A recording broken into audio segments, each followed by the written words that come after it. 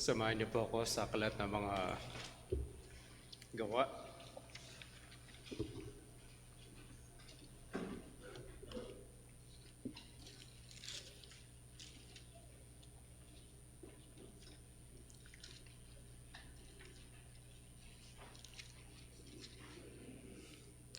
Acts chapter 8. At doon po tayo sa may verse 14.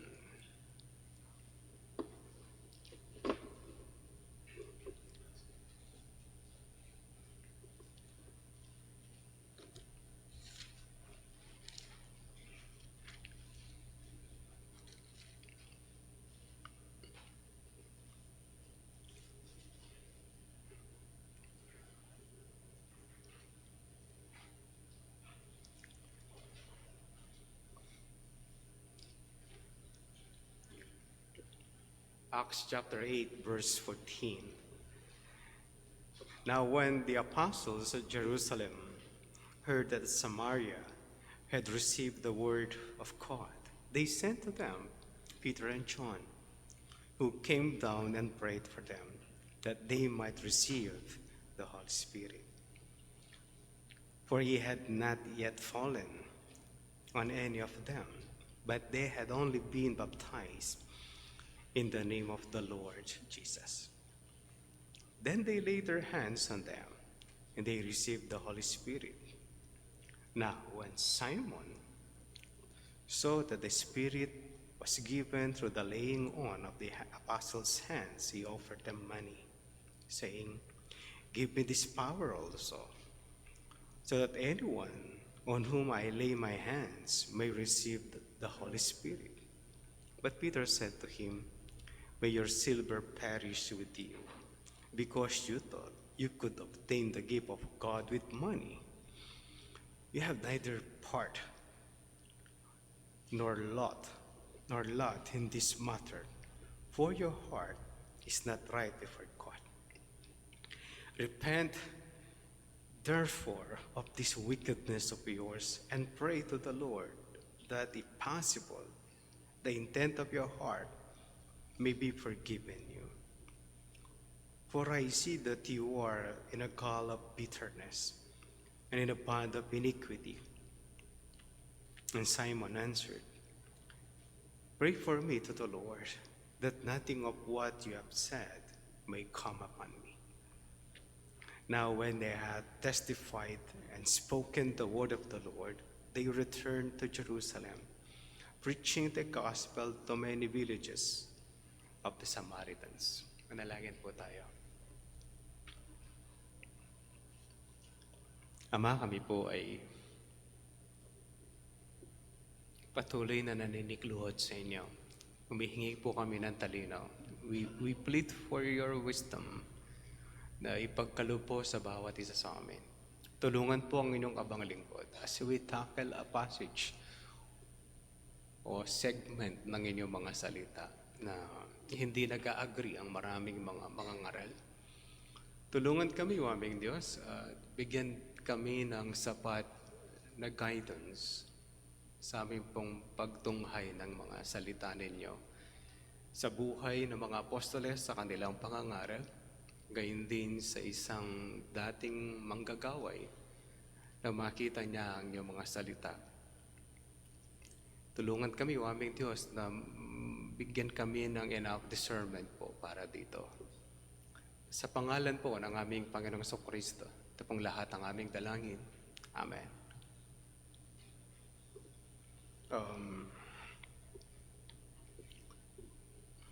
Bago ako dumating sa segment ng verse 14, last Saturday, nagbigay na po ako ng closing song para sa verse 25 hanggang verse 40. Verse 26 hanggang verse 40. Expecting na magiging madali yung passage patungkol sa ministry ni Philip sa lugar po ng Samaria. It seems so easy to interpret. Kaya lang, as I move on, Hindi pala siya ganun kadali. It's a problem text. At hindi nag-agree ang mga theologian with the passage. Kung meron po kayong mga study Bible, may comment po sa ilalim. Meron siyang commentary. Mababasa niyo dyan, hindi ko alam kung honest po yung naglagay is. Meron silang sinasabi, like ang ESV. Sabi na hindi nag-agree ang mga theologians. I think so. Di sila nag-agree about the passage. Okay, pagdating ko po doon sa gusto kong sabihin sa inyo na linya, explain ko na lang po and then we'll try to see or we'll check ourselves kung agree tayo or disagree. Ipipresent ko naman po yung dalawang pananaw para dito. Nahihirapan ako? Yes. Dahil hindi agree mga theologians, alam niyo yun, where will I cite myself? Ano dapat yung dapat. Ang problema ng passage is si Dr. Lucas, hindi siya nagbigay ng eksaktong opinion. Nagbigay po siya ng linya na open-ended ang istorya. Which means ikaw ang mag-i-interpret, ikaw ang titingin whether it is on the other side, on the other one. Kaya yun lang po naman. We'll ask Philip when we get to heaven. Okay, kung ano yung nagyari afterwards. Open-ended kasi yung pagkakalagay po niya. Hindi ko alam kung mayroong makakalagay sa kanila ng definite answer. Meron silang mga sagot, pero meron, I think, palagay ko on the back of their mind, meron silang agam-agam sa mga linya. But anyway, we'll move on. Kwento ito, mga kapatid, ng ministry ng Diyos is the act of the apostles, act of the Holy Spirit sa lugar po ng Samaria. Balikan natin ang istorya. Dahil sa persecution na naranasan ng mga mananampalataya sa Jerusalem Church, nagpatuloy po yung persecution sa kanila. Tinuloy ni Pablo, o Saul pa ang kanyang pangalan dito, itinuloy niya ang pag-uusig sa mga mananampalataya. At hindi to simpleng pag-uusig, hindi yung nagkita kayo o kaya nasa isang lugar kayo, nagba-Bible study, na mapadaan si Saulo, tapos bigla siyang magyayabang o magwawala o mambabato. Hindi ganito. Si Saulo sa kanyang ginawa, mga kapatid, sa kanyang alab ng kanyang puso sa pagmiministeryo, sa Judaismo at sa pagiging Pariseo, pinuntahan niya ang lahat ng simbahay na meron church. Kung meron saan nag-gather sa Jerusalem, nandoon si Saulo. Ganun siya kabangis. Pag pinag-uusapan natin yung pastor, yung pinanggalingan namin o mga tao hindi mo mabahagi na nasalita ng Diyos dahil sila ay merong matinding pananampalataya. Sarado, katado, takatanikala pa ang kanilang relihiyon. Yung mga yon hindi pa po nakasara. Si Pablo o si Saulo, hindi siya ganon kasimple. Yung pinag-uusapan natin, they're just faithful in the church kung saan man sila simbahan nandan. Si Saulo hindi ganon. Nag-uusig ito. Okay? Matindi ang kanyang pananampalataya sa Judaismo at nag-uusig siya. Ibig sabihin, nahanap niya talaga lahat ng hindi pabor o hindi payag o hindi agree sa Judaismo, lalo na yung mga nandun sa Jerusalem. Ganun po siya kabangis. Hindi ito isang simpleng reliyosong tao, walang pakialaman ng reliyon, basta siya sasamba, mananalig sa Diyos, gagawin niyang kanyang ginagawa sa kanyang reliyon. Hindi siya ganon kasimple. He is beyond that. But ang Diyos ay kumilos sa kanyang buhay at natamasan niya ang kaligtasan by dating sa chapter 9. Sa kanyang pag-uusig, siyempre, hindi naman lahat papayag ka na uusigin ka, tapos papatayin ka, ikukulong ka, sabihin mo, ikinulong ako dahil sa aking pananampalataya. Totoo naman yun. Pero kapag ka merong panahon na kailangan mong umalis sa isang lugar, then it's time for you to leave. Hindi ito yung magpapakulong ka na lang. Alam niyo yun? Para lalaban ka lang basta. Hindi ganun yun. Merong mga tao na umalis, pero sa kanilang pag-alis sa Jerusalem, hindi naman sila nanahimik sa kanilang pananampalataya at nagbahagi sila ng salita ng Diyos. And highlight to that ay si Philip. Intindihan niyo po?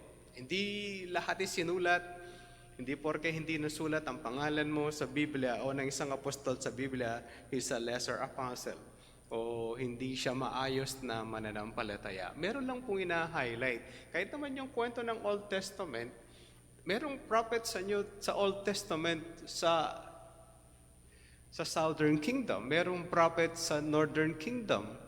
Pero hindi lahat sila ay kinukwento ng Biblia. Meron lang gustong puntuhin ng Diyos to drive us sa ating tagapagligtas ang ating Panginoong Jesucristo. Kaya hindi po lahat ng nakalagay dito, no? Kung papansinin niyo naman yung Acts, iilang lang po yung mga apostol na mababanggit ang pangalan. Ang naka-highlight, mga kapatid, si Paul, si Peter, and si James, the brother of the Lord Jesus Christ, na hindi sa kasama ng 12. At yung 12, hindi lahat nagsulat. Ang isa sa mga nagsulat ay si Judas, na kapatid din ng ating Panginoong Jesucristo kay Mary. Kaya sa Bible, dalawa yung pangalan na nabanggit na malaki ang parte sa Biblia. Si Santiago, na kapatid ng Panginoong Jesucristo kay Mary. Ibig sabihin, Mary and Joseph nagkaanak. Pagkatapos, meron pang isa ay si Judas, kapatid din ni James, na kapatid ni Jesus Christ, na anak ni Mary and Joseph. Kaya sila yung na-highlight. Hindi man na-highlight si Matthias. Kailan niyo mababasa ulit si Matthias? After ng Acts 1. Wala na. Hindi porke you're working behind the scene, hindi na ako sa Panginoon kasi I'm just behind the scene. Meron pong na-highlight at tina-highlight ang Diyos, merong hindi. But it doesn't mean you are not hindi pabor ang Diyos sa iyo mga ginagawa. As long as you do it for the glory of the Lord. Okay? And then merong naligtas nung nagministeryo po sila sa Samaria. No? Si Philip nangaral sa Samaria. Nangaral sila sa Samaria at sa pangangaral ni Philip, highlight ang pangalang Simon o Simon. Okay? Simon the magician. Pinagtatalunan kung ano yung pagiging magikero niya. Ang magikero ba niya ay yung illusions na ginagawa ngayon, yung peking baraha na pagkukuhanin ka ng baraha tapos alam niya kung ano yung nakuha mong number. Okay? Nakuha mong card. Iba-iba. Merong card na lumalabas sa kamay, magaling at mabilis yung kanila mga kamay. Merong panyo isinusuksok doon sa isang maliit na kulay daliri, tapos biglang ipapasok doon. Pag gano'n yan, nawawala. Merong bolang dumadami. Illusions po yun. Merong mga gamit para doon. Yung perang tinutusok na merong magnet magkabila yung pen. Kala mo, lumusot nga yung pen, mga magnet lang yung magkabila. Mga prosesong ginagawa, hindi yun ang pinag-uusapan ng magicians dito. Ang magikero na pinag-uusapan po natin dito is somebody na meron kaugnayan sa Gnosticism. Ibig sabihin, meron silang power of the evil spirits na ginagamit. Okay? Kaya pinagtatalunan pa rin yung isang rebulto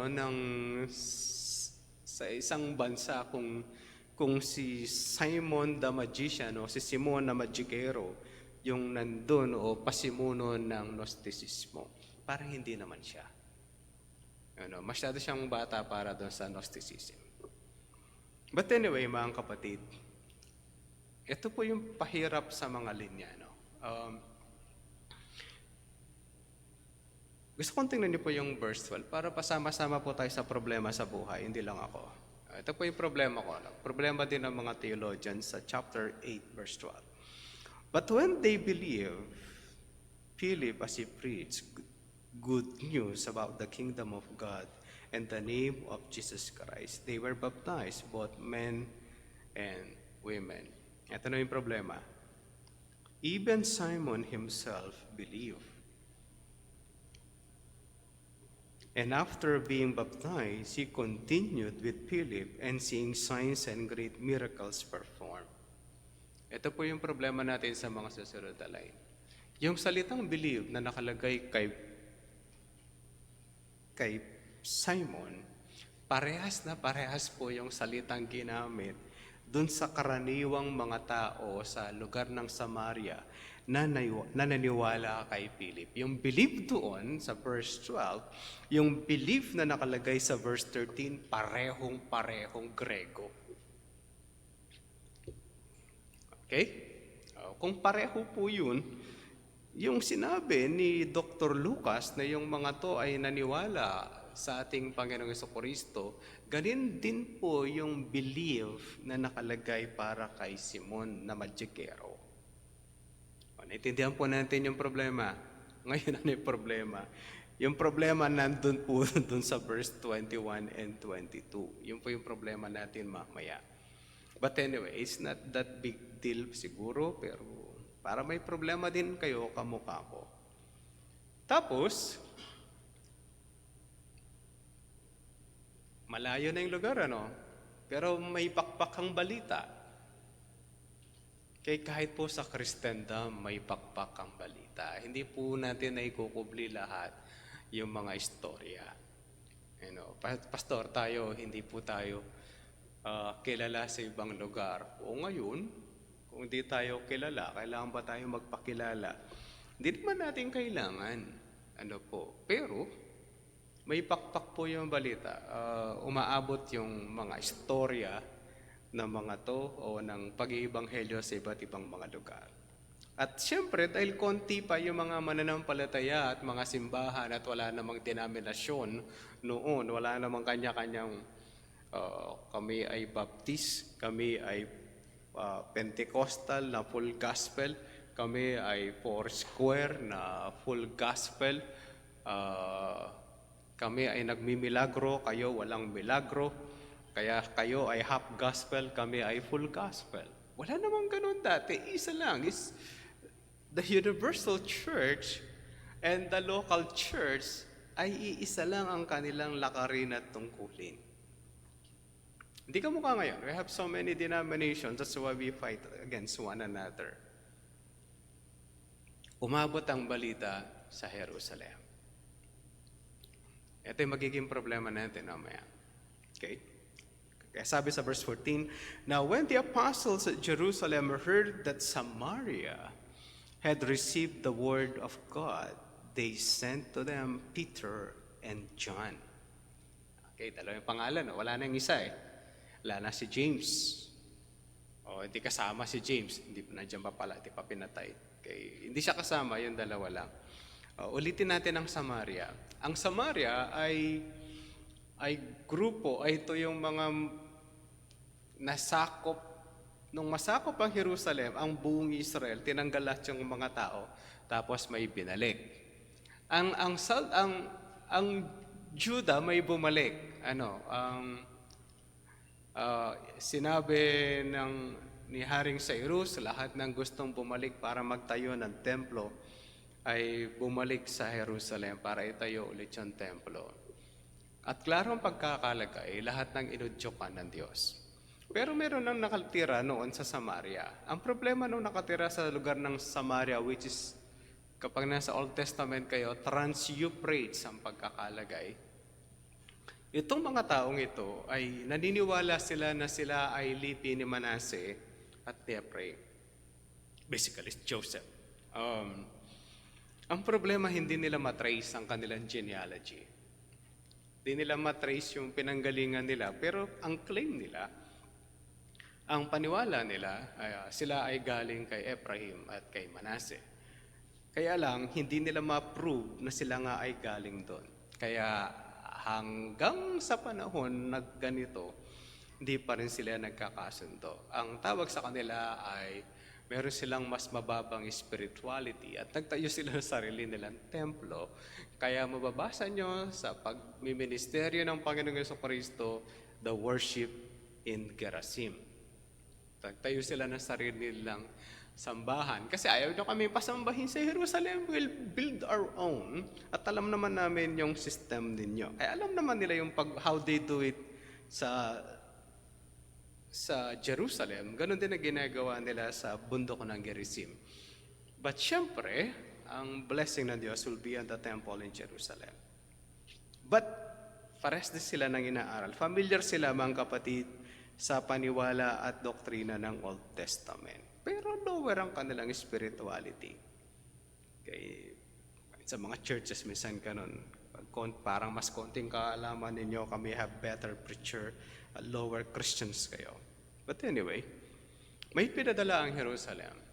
Okay, the best representative is Peter and John, who came down and prayed for them that they might receive the Holy Spirit. Ito po isang problema. No?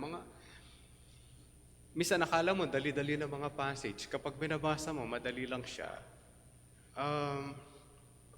Ang sabi doon sa verse 16 kasi, for he had not yet fallen on any of them, but they have only been baptized in the name of the Lord Jesus. Ang Holy Spirit ay hindi nananahan sa mga Samaritano. Samantalang sila ay nanampalataya na sa ating Panginoong Jesucristo, and they were baptized. Ang problema nito, kung sila'y nabautismuhan, sila'y nanampalataya, dapat ang Holy Spirit bababa, di ba? Nung tayo, mga kapatid, ay nanampalataya sa ating Panginoong Jesucristo, nung tayo ay nanampalataya sa ating Panginoong Jesucristo, ito po yung nangyari. Binigyan ka ng Diyos ng banal na Espiritu. Sabay yun. At pinagtatalunan yan, pag pinag-uusapan po ang doctrine of salvation, pinag-uusapan yan. Alin ba yung nauna? Nauna ba yung repentance? O nauna yung being born again? O nauna yung paniniwala sa ating Panginoong Jesucristo? Alam niyo ba na pag nagkaklase sa doctrine of salvation, pinagtatalunan yun. Hindi lang yun ang pinagtatalunan. Pinagtatalunan ba? Anong naisip ng Diyos? Yung perspective o yung pagkabuo ng drawing ng bahay? O yung unti-unting pagproseso ng pagkakagawa ng bahay? Kapati yung pinagtatalunan po ng mga theologian, hindi ko alam kung sino yung mga nasisira na yung ulo sa ganon. Iniisip mo kung ano yung iniisip ng Diyos. Okay, huwag niyong tatanungin yung architect, may sarili silang sagot. Okay, pag tinanong yung architect, sasabihin niya sa iyo kung ano yung nauna para sa kanya. Mamaya, magtanong po kayo sa kanila. Anong nauna? It's the itsura ng bahay o yung detalye ng bahay. Pati sa doctrine of salvation, pinag-uusapan po yun. Ito yung problema. Why is it? Ang Holy Spirit hindi bumaba nung sila ay nanampalataya sa ating Panginoong Jesucristo at nagsisi sa kanilang mga kasalanan. Dapat bumaba na. Bakit ina-highlight ni Dr. Lucas at ina-highlight nila to at nilagay nila na ganito? Bakit nanampalataya, nagsisi sa kasalanan, you could pass through. Tama ba? Pwede na nilang lampasan, pero ina-highlight nila, linagay ito, para may problemahin tayo ngayon. Pwede namang wala ito Pwedeng wala. Pero, bakit inilagay? Tapos, hindi lahat ng 12 dumating. Specific lang ang pangalan ni Pedro at ni Juan. Okay, dumating si Pedro at si Juan is to solve the issue. Bakit kailangan i-highlight ito at bakit hindi pa bumaba ang banal na Espiritu? Mga kapatid, ito yung transition ng church. Okay? From Judaism as Israel as a nation. And this time, gumawa ang Diyos ng simbahan o ng grupo ang pangalan ay church. Kung bakit yung pag-highlight sa Israel is out. Dahil ang ina-highlight na ng Diyos in the New Testament ay ang church. Ano po, ngayon pinagtatalunan, ang Israel ba ay ililigtas na pa rin ng Diyos? Pag-iingatan pa rin as what was said in Genesis 12 verse 1 to 3? Yes, dahil anak po yan at lipi yan ni Abraham. Pati ito ba ang kanyang spiritual church? Ito ba yung kanyang bayan na pinag-uusapan? Not in the New Testament. Nag-end na po yan in Christ. At hindi na po Israel ang pinag-uusapan natin sa New Testament, is the church. Kaya ang bayan po ng Diyos today is the universal church. Ang malungkot lang, nag-aaway-away ang mga local churches. Hindi nila naintindihan na magkakasama tayo sa universal church. Balik na ako sa problema natin. Okay. Bakit po ito hinighlight? Nais ko samahan niyo po ako sa Matthew chapter 16.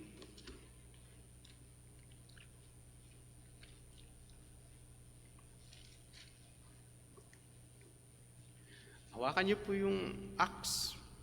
Hindi niyo mahanap kaagad mamaya. Hawakan niyo lang o iyupin niyo ng konti. Huwag niyo pakayupi. Para babalik pa kasi po ako doon dahil hindi pa ako tapos sa problema natin kay Simon na Magikero. Andun na po kayo sa Matthew chapter 16, verse 18. Dapat familiar tayo sa linyang ito.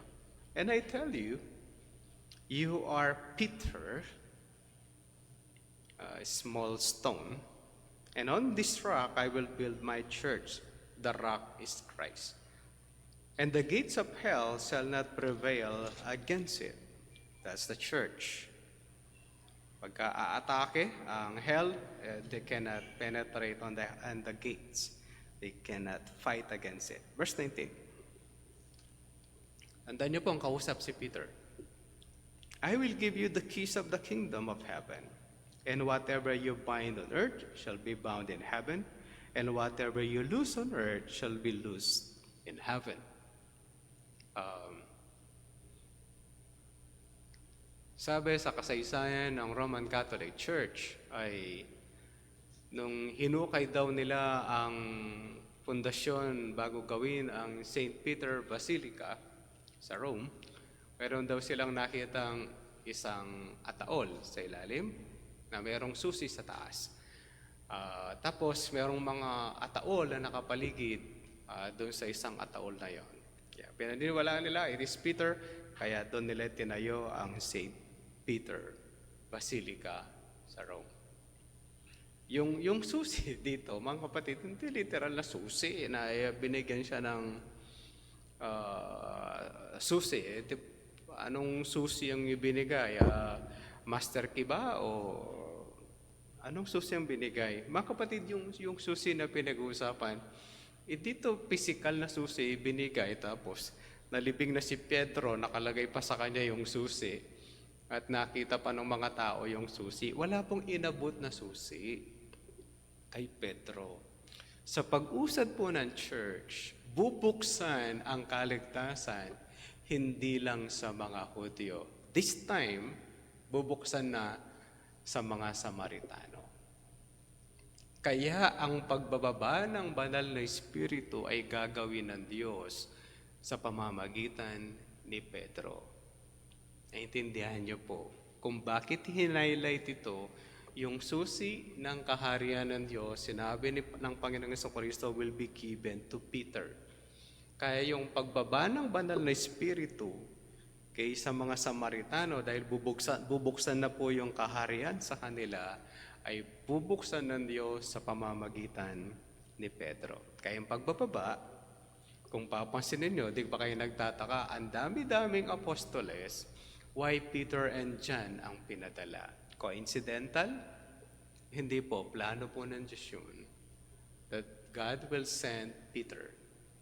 Pagdating natin sa 10, pagbubukas ng Diyos sa mga Gentiles, it will be Peter again. Ayun po yung pag-unawa doon sa Acts. So, balikan nyo na po. Balikan na po natin yung Acts. Kaya yung hinighlight po ito para buksan na po yung kaligtasan sa mga Samaritano, ang gagamitin po ng Diyos ay si Pedro. Hindi yung sa pangangaral, kasi ang nangaral ay si Philip, at saka yung iba pang mga mananampalataya, no? Highlight lang naman si Philip dito.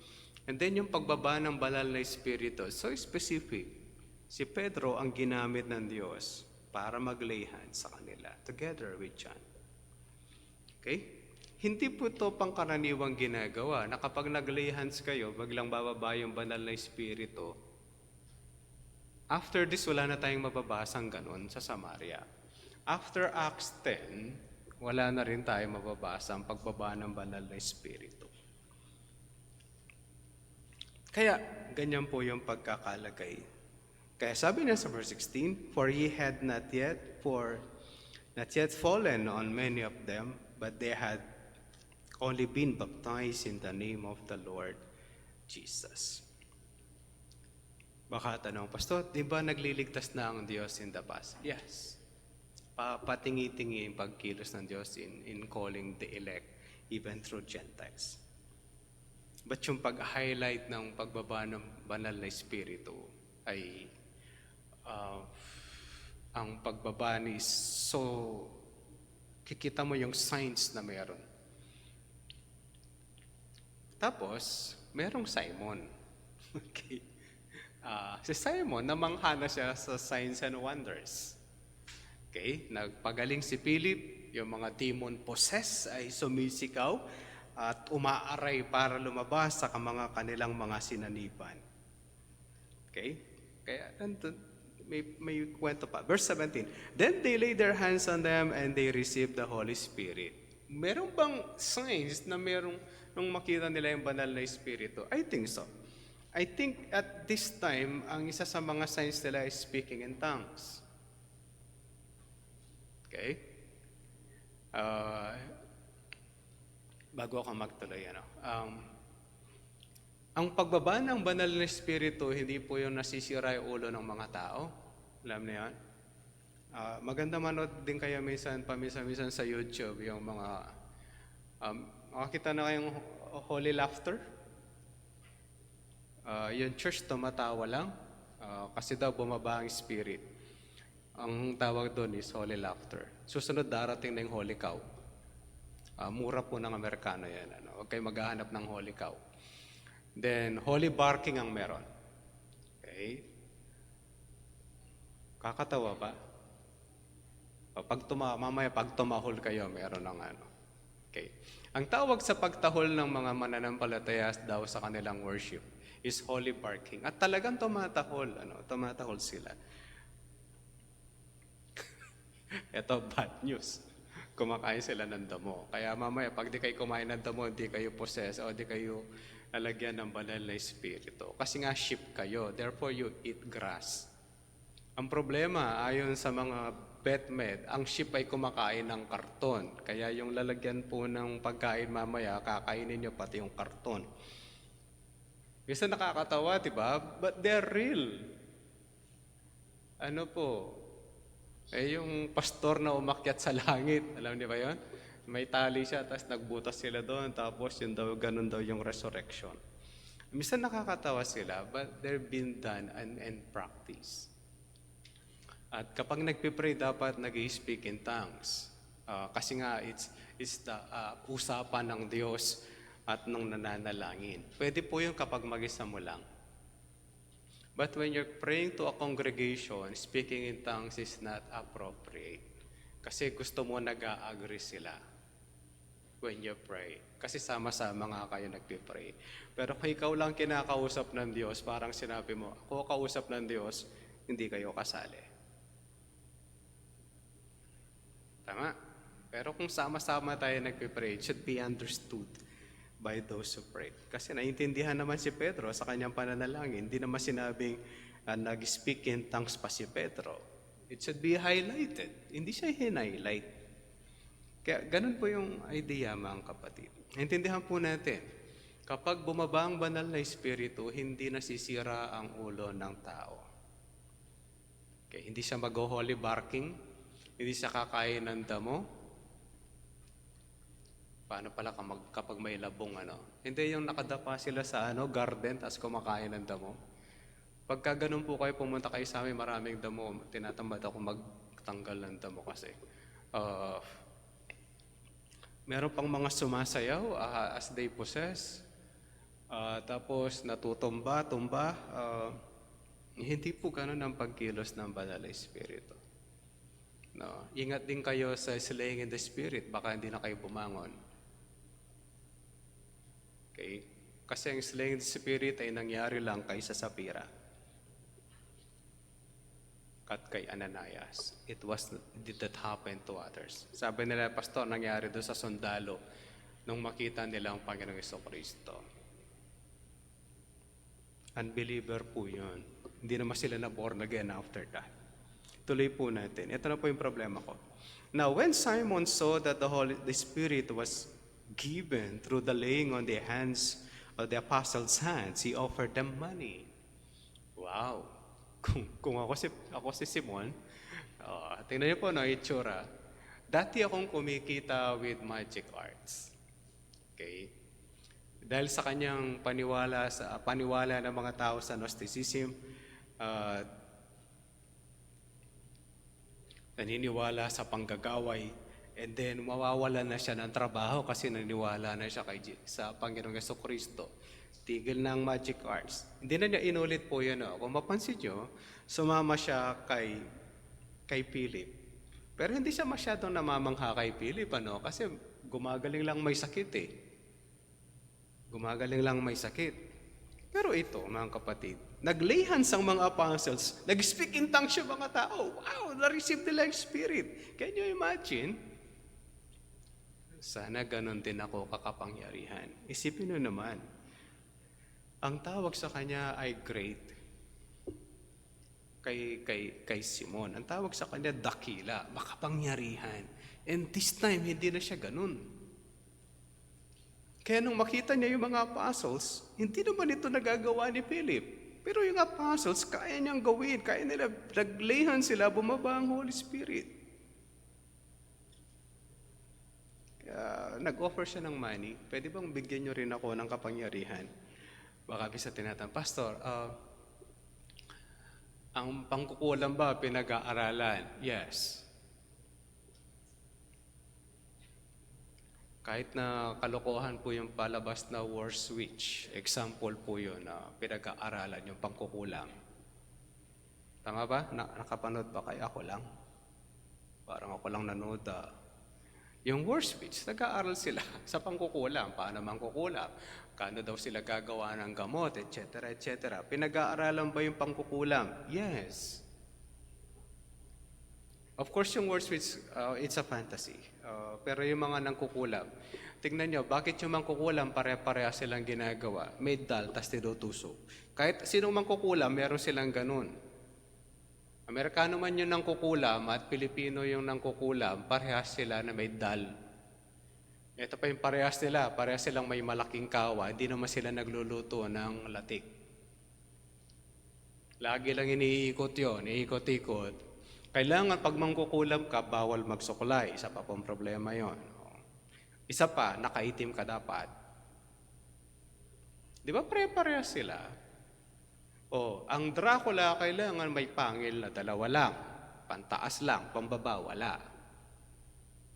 Pare-parehas tayo At kailangan kapag ikaw ay may lahing Dracula, inubos mo lahat ng pulbo sa bahay ninyo. Putlang-putla ka dapat. At lahat ng glutathione nalunok mo dapat. Pare-parehas naman. Pastor, inaaral ba nila? Yes. Okay, ayon sa mga pinag-aaralan. Siyempre, kung tuturuan ka, may bayad. Wala na libre. Ito si Simon. Baka magkaroon ako ng ganyang kapangyarihan din. It's so powerful, yes. Isipin mo naman, ginanyan lang nila. Hindi ba ngayon ganyan din yung mga tao? Tuwang-tuwa tayo kapag meron nagle-lay hands na ginaganon? Namanghang-mangha yung mga tao. No, sa tagal-tagal ko na nagpapastor, may isa ko palang naranasan, pero hindi ako nilay hands. Yung katabi ko nilay hands. lumaban. Kala niya yata defense ang laban. Ninilihan siya, hindi siya matumba-tumba nung pastor. Nilayasan kami, yung kawaway katabi namin, di na sila nilihan. Nung nilihan siya, tapos ako di na sinali kasi di niya matumba-tumba, Na kaya lang, ang tagal na namin siya lang hindi matumba-tumba dun sa... Alam niyo yun? Paano kung yung tao di naniniwala sa system mo? Pag ginano mo, hindi rin natumba. Buti hindi siya sinuntok. Sabi nung kaibigan kong pastor, alam mo ba, sabi na, sinusuntok niya. Pag hindi ka matumba, susuntokin ka na talaga. Kala ko joke, but it has been done. Ginawa po yung bagay na... di ba nakakabangka? Alam mo, gagano lang, tapos sabi, tutumba lahat yung mga tao. Di ba nakaka-amaze yun? Kung ikaw si Philip, ikaw si Simon, hindi ka pa, sana may ganyan din akong power. Sana may ganyan din akong energy. Yan, nag-offer siya ng money. Tapos sabi niya doon sa 19, saying, give me this power also, so that anyone on whom I lay my hands may receive the Holy Spirit. Verse 20, but Peter said to him, may your silver perish with you because you thought you could obtain the gift of God with money. Yung gusto nila, pwede ba magkaroon ng gantong kapangyarihan? Magbabayad na lang. Uubra ba siya? Na. Kaya ito po yung sagot ni Pedro. You have neither part nor lot in this matter, for your heart is not right before God. Repent therefore of this wickedness of yours and pray to the Lord that if possible, the intent of your heart may be forgiven you. I see that you are in the gall of bitterness and in the bond of iniquity. And Simon answered, pray for me to the Lord, that nothing of what you have said may come upon me. Ang kapatid, ganito. Ito yung pinoproblema ko pa, ilang araw na. Si Simon ba ay naligtas o hindi? Ang ESV, sinabi niya, doon sa verse 13 comment, nanampalataya siya. Pero sabi niya, nilinaw daw ni Pedro na hindi tama ang kanyang puso. Ito na po yung iwan pang problema sa inyo. Si Simon ba ay mananampalataya o hindi? Ang sabi ng Acts 8, yung belief niya, yun doon sa verse 13, ay kapareho niya yung belief ng mga Samaritano sa verse 12 na nakareceive ng Spirit. Siya ba ay naniniwala na born again? Siya ba ay nanampalataya? Siya ba ay nagkaroon ng kaligtasan? Kayo, anong palagay niyo?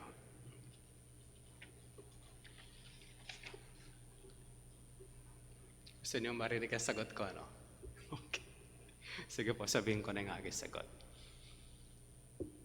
Palagay ko, si Simon ay may kaligtasan. Palagay ko, believer po, si Simon na magsikero.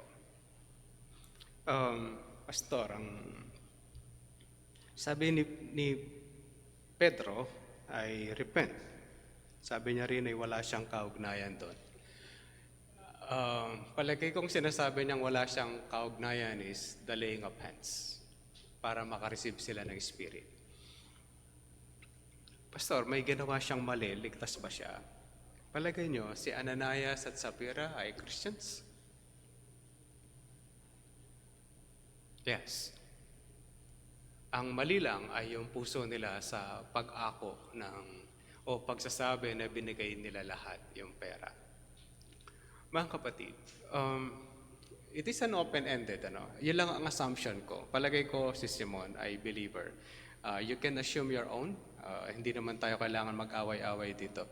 But ang assumption ko lang ay mananampalataya si Simon na mayroong maling pananaw sa paglilay hands at pagbaba ng banal na Espiritu. let me go back to your personal things. Sa mga sarili natin, nung bago kayo mananampalataya, bago kayong born again, tinanggal niyo na ba lahat ng pamahiin ninyo? Nung pagka-born again nyo, pamahiin ba ninyo natanggal niyo lahat?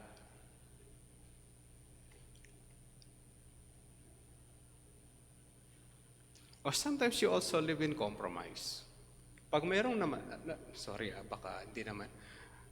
Kung merong namatay sa inyo, tapos yung mga tao ang sasama ng ugali, ganito kasama yung mga bisita sa patay. Sorry, pasensya na.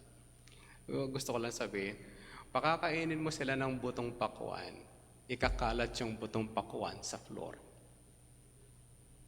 Hindi naman nila nilalagay ulit sa tabi ng platong binigay mo, di ba? Kasi hawak na yon. Tapos, kinabukasan, pag nagliwanag na puno ng butong pakwan yung flooring ninyo o yung kung nandun sila sa lupa, sa may hardin, punong-puno po yon.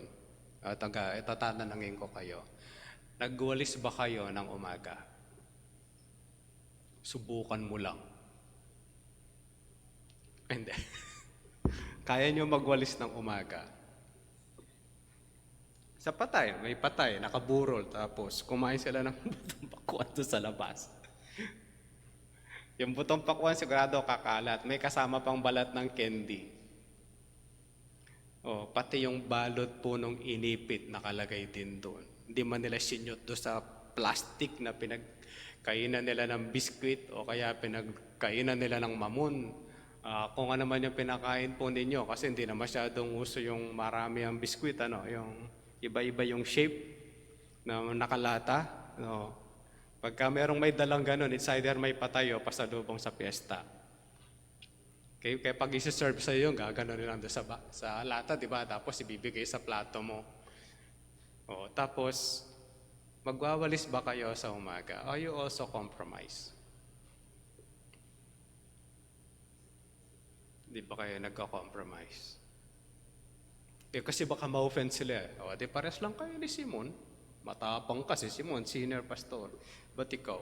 Pamahiin din yun, Nung una kayong mananampalataya at meron kayong nakitang itim na pusang tumawid habang kayo naglalakbay, siguro di naman kayo bumalik. Di kayo natakot. Baka totoo nga. Pag kami dumaang pusa habang ikaw naglalakbay, may aksidenteng susunod. Pamahiin po yun. Pag madilim, di kayo natatakot. Nung bagong born again kayo at dumaan kayo doon sa ang ibinigay na lugar sa likod ng bahay ng pupuntahan nyo ay right way.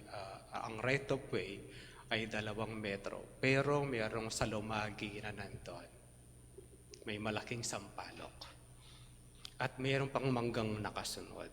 Kasi yun po yung nilalagay sa boundary. Paano ka naglakad doon? Hindi ka ba nagbari-barya po? Makikiraan. Anong pinagkaiba natin kay Simon? He's a new believer. And you expect him to know all the theologies? Ang punto ko ganito, mga kapatid. Bago si Simon sa faith, meron siyang nagawang sin. Dahil sa kanyang dating belief. Bakit kayo? Bakit tayo?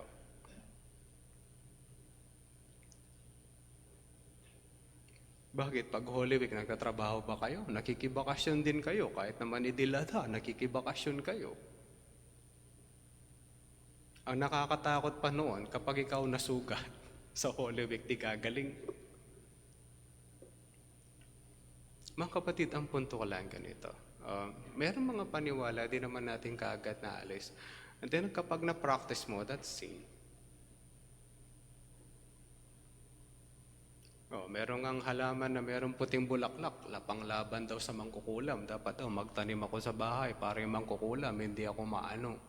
By the way, may ganun kami sa bahay. Pero hindi totoo yun.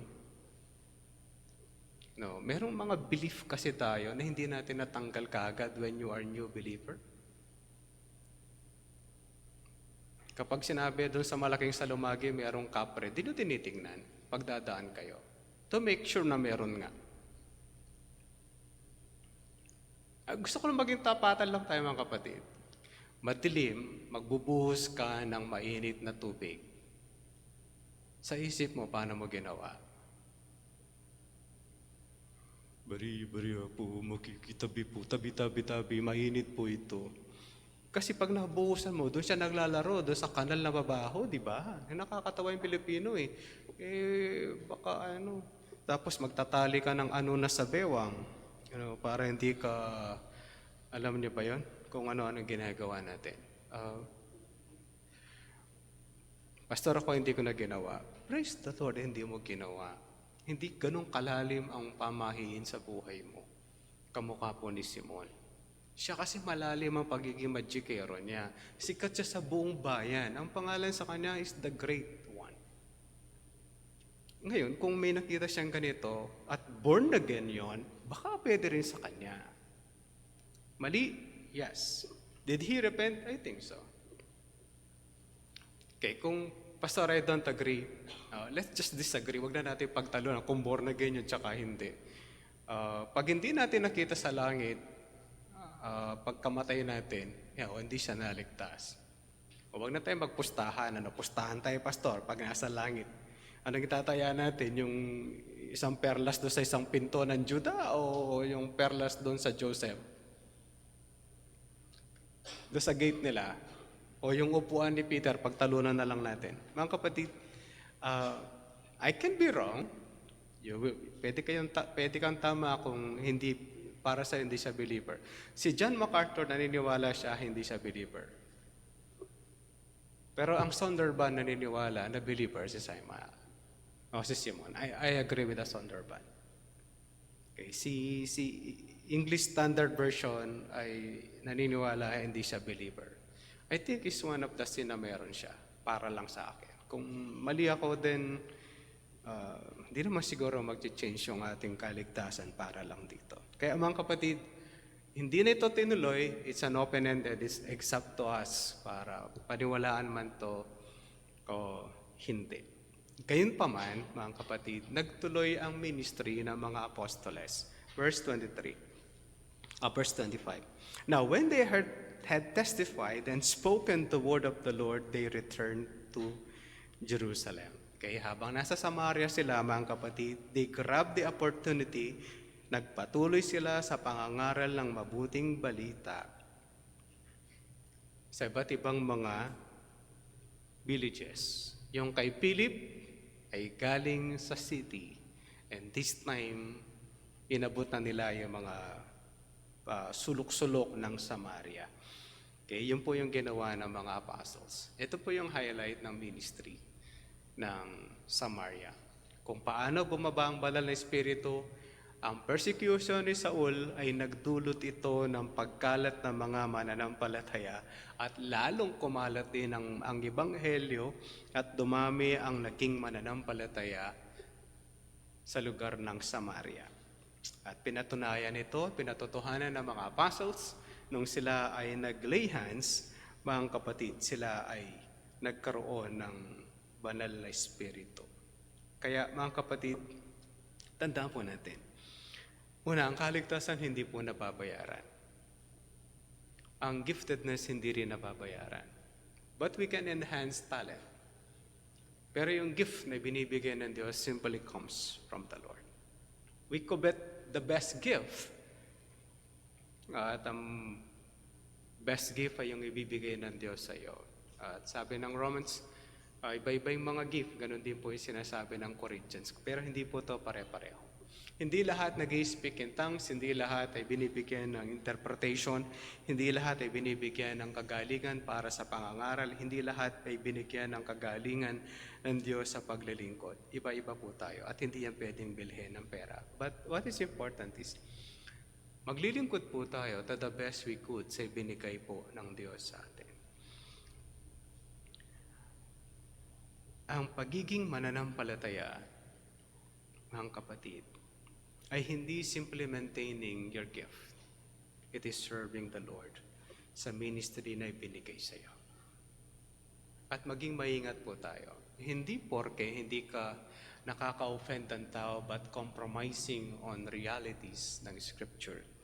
Mga kapatid, hindi ibig sabihin tama at pwedeng ginagawa. It can cause us pain and sin sa ating mga buhay. Kaya mga kapatid, nawa, ang bawat sa atin ay maglingkod to the best we can and avoid simply judging others na hindi yan mananampalataya for simply one sin. Pero kung consistent po yung sin, o mag-isip na tayo, whether siya ay mananampalataya or when they are not giving glory to the Lord, yun po yung mga problema natin or signs ng hindi mananampalataya. Manalangin po tayo. Panginoon, salamat. Salamat po. At paalala sa amin ito na ang susi ng kaharian ninyo noon ay sa pamamagitan po ni Apostol Pedro. Ngayon, wala na pong ganong pamamaraan. As we preach the word at manampalataya ang tao at magsisi sa kanyang kasalanan, ang banal na Espiritu ay mananahan sa kanyang puso. Hiling namin, o aming Diyos, hindi man kami kagasing galing ni Philip na ebanghelista, hindi man kasi kami kasing galing ni Pedro, ni Juan, ng mga apostoles sa pangangaral, hindi kasi kami kasing galing ni Bernabe to encourage others sa kanilang pangangaral, gayon din po si Apostol Pablo. Pero kami binigyan po ninyo ng kakayanan, nawa magamit po namin ito to the best of our ability na binibigay nyo sa amin ayon sa inyong biyaya. Nawa kami po ay maglingkod mula sa pangangaral ng salita ninyo at gayon din sa kung saan nyo po kami nilalagay na kami makapaglingkod at makapagbigay ng kapurihan sa inyo. Tulungan din po kami na isang tabi na yung paggawa ng kasalanan pagkus kami humakbang na may kabanalan para sa inyong kaharian at sa inyong pangalan. At sa pangalan po ng aming Panginoong Kristo, ito pong lahat ang aming dalangin